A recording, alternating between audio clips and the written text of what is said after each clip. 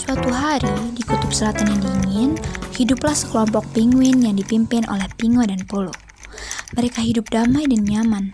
Tapi, siapa sangka jika Polo tidak suka dengan keberadaan Pingo. Hingga suatu ketika, para penguin mengeluh kelaparan karena persediaan makanan mereka tidak mencukupi dan tempat tinggal mereka jauh dari laut. Bagaimana ini, Pingo? Persediaan makanan kita mulai menipis. Jika ini terus berlanjut, kita akan kelaparan. Polo yang memang sudah tidak menyukai Pingo mencari cara untuk menjatuhkannya. Kita harus menemukan tempat yang tidak jauh dari laut dan mudah untuk mencari makanan. Tapi, bukankah di dekat laut adalah tempatnya anjing laut? Memangnya kenapa?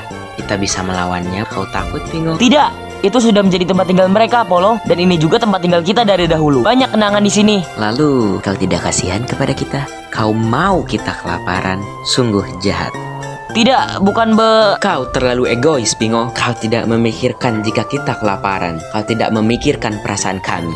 Tiba-tiba salah satu dari penguin bersuara. Aku setuju dengan Polo. Walaupun ini tempat kita tinggal dari awal, tapi kita tidak bisa mengabaikan makanan yang mulai menipis. Ya, setuju. Penguin lain pun bersuara. Tidak, aku setuju dengan Pingo. Ini tempat kita, kenangan kita. Aku juga. Kelompok penguin pun terpecah belah. Ada yang setuju pendapat Polo mencari tempat yang dekat dengan makanan, dan ada yang setuju pendapat Pingo. Kalau begitu, yang setuju denganku, mari kita pergi dari tempat ini. Polo, kau tidak bisa seenaknya. Aku tidak mau kelaparan bersamamu. Pingo yang kesal membiarkan Polo dan teman-temannya pergi meninggalkan yang lain. Polo dan yang lain sudah menemukan tempat yang bagus untuk mereka tinggali. Kalian semua sangat beruntung bersamaku. Coba saja kalian bersama Pingo. Makan apa kalian? Hore, kita sudah sampai. Kita tidak perlu lagi pusing-pusing mencari makanan. Benar, kita bisa bersenang-senang di sini. Polo dan kawan-kawannya pun bersenang-senang di tempat itu. Ada yang makan, bernyanyi, dan bermain. Ternyata tempat itu adalah wilayahnya anjing laut. Tiba-tiba, kawanan anjing laut pun muncul dan marah. Apa yang kalian lakukan di wilayah kami? Polo terkejut saat mendengar Bobo berteriak. Kami hanya ingin beristirahat di sini. Mengapa kalian beristirahat di sini? Polo dan kelompoknya menjelaskan situasinya. Tapi apa yang dikatakan mereka bukan kenyataannya. Cerita Polo pun membuat Bobo dan kawan-kawannya sedih dan iba.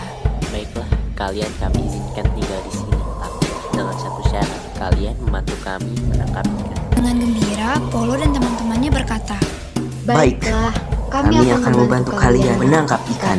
Polo dan teman-temannya hidup damai meski bersama anjing laut, tidak merasa kelaparan, saling bekerja sama, dan bersenang-senang. Tetapi timbullah niat jahat di pikiran Polo. Saat istirahat mencari makanan, Polo mengumpulkan kelompok-kelompoknya. Teman-teman, mari kita berkumpul. Para anjing laut menatap Polo. Ada apa, Polo? Apa terjadi sesuatu? Polo terkejut. Aku hanya ingin berbagi rencana kepada kelompokku agar bisa mendapat ikan yang banyak.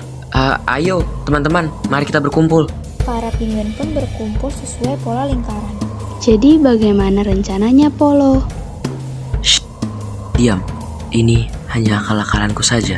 Para penguin kebingungan melihat sikap Polo yang sedang mengintip para anjing laut. Jadi, aku memerintahkan kalian mengambil bagian ikan dari para anjing laut itu. Aku bukan meminta, aku memerintah kalian semua. Baiklah jika begitu. Semua pasrah dengan keputusan Polo yang baru menjabat beberapa minggu ini. Polo dan kawannya pun mulai melakukan rencana jahat tersebut. Sepertinya ada yang aneh dari gerak-gerik Polo dan kawan-kawannya. Benarkah? Kalau begitu, awasi mereka. Beberapa anjing laut pun mulai mengawasi Polo dan kawannya. Beberapa hari kemudian, Bobo dan kawannya pun mengetahui bahwa Polo dan temannya menyelundupkan ikan untuk dimakan mereka sendiri. Dengan sangat marah, Bobo berkata, Sudah diizinkan tinggal dan diberi makan, tapi kau masih mencuri persediaan kami. Kau sungguh tidak tahu diri. Polo yang kaget karena sudah ketahuan langsung meminta maaf. Tetapi Bobo dan anjing laut terlanjur marah. Mereka mengusir Polo dari tempat mereka mereka, dan ada juga yang melempari kawanan Polo pakai batu. Dengan hati menyesal dan ketakutan, Polo dan kawan-kawan berlari meninggalkan tempat Bobo.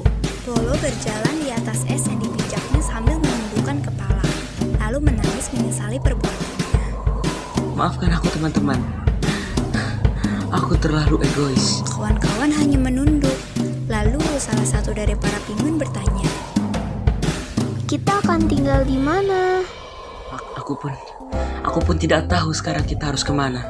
di samping itu, Pingu sedang mencari makan. Ia sudah menelusuri banyak laut. Tak sengaja ia menemui Polo yang sedang menangis. Ada apa ini?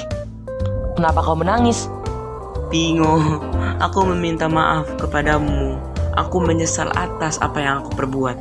Polo menjelaskan apa yang terjadi selama mereka meninggalkan tempat asalnya. Pingo yang awalnya bingung, sekarang mengerti apa yang terjadi. Baiklah, aku akan memaafkanmu. Bagaimanapun, kita harus damai kan? Pingu mengangguk. Mari kita ke tempat asal kita, lalu merenung memikirkan tempat tinggal baru kita yang mudah mendapatkan makanan. Polo mengangguk. Akhirnya, kedua kelompok itu menjadi satu kelompok kembali dan melakukan segala hal dengan usaha bersama.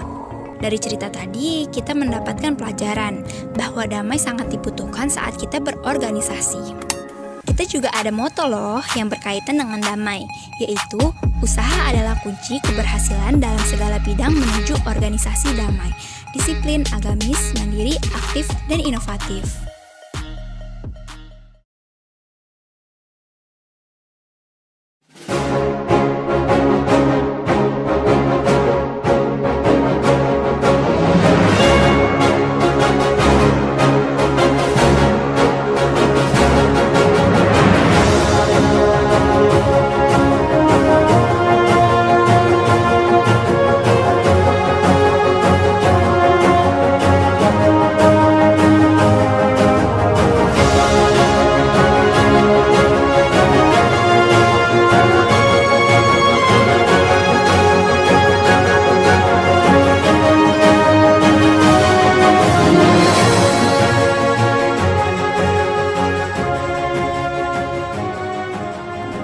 Ayo semua, kita menuju ke tempat kenangan kita.